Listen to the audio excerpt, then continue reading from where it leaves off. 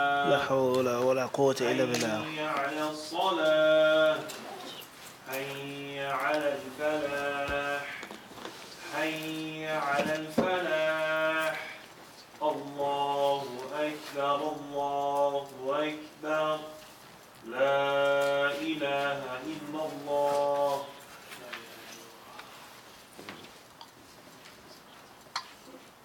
تفضل عبد القوي.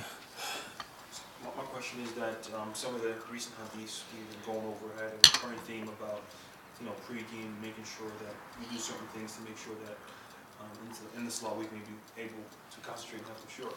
Can we also kind of relate to modern day things like before the salah, we having conversations and talking on our phone and texting on our phone and going on the internet? Could those things also be?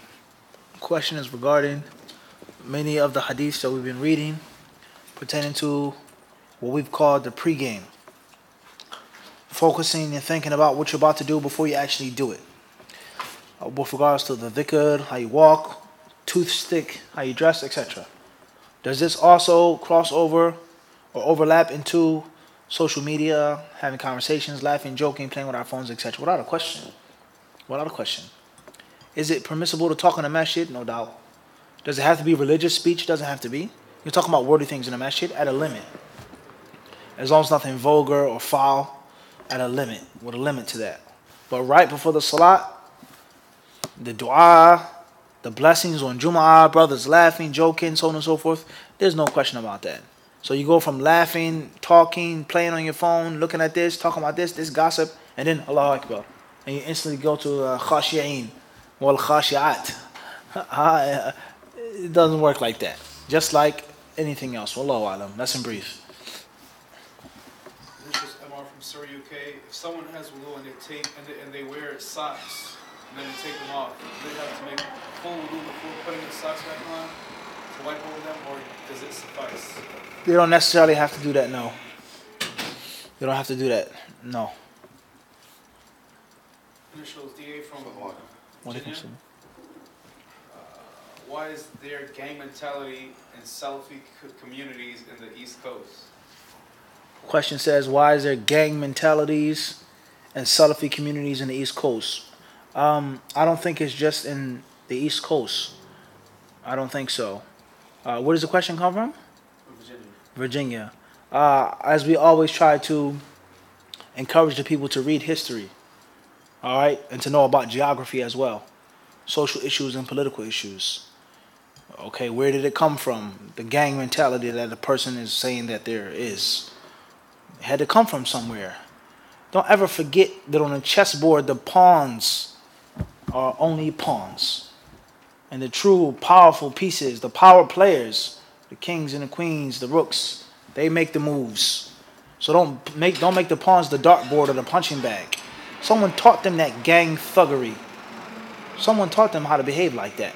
Did they add their own little twist to it? Yes. America, East Coast, whatever the case may be. West Coast, wherever you go. But someone what?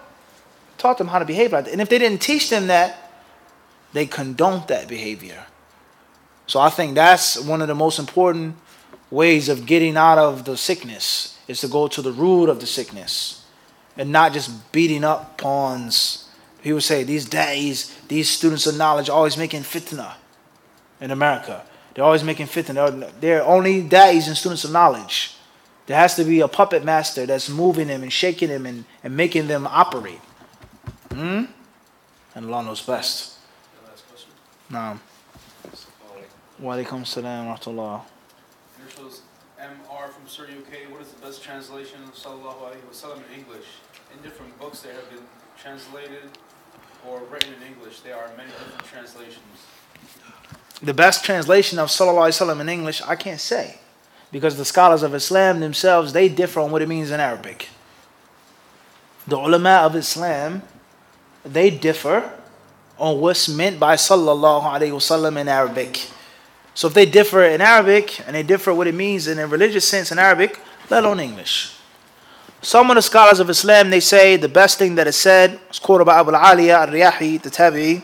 He says that Allah Azza wa Jal mentions the Prophet ﷺ fil mala al-a'la, to mention his name in the highest company of angels. Some of the ulama, they say that's the best interpretation of that. So with that being said, that's how you say it in English. Sallallahu alayhi wasallam, may his name be extolled by Allah in the company of the greatest angels. وهكذا. And then other ulama have other interpretations. Allah knows best. جزاكم الله خيرا وصلى الله وسلم وبارك على عبده ورسوله نبينا محمد.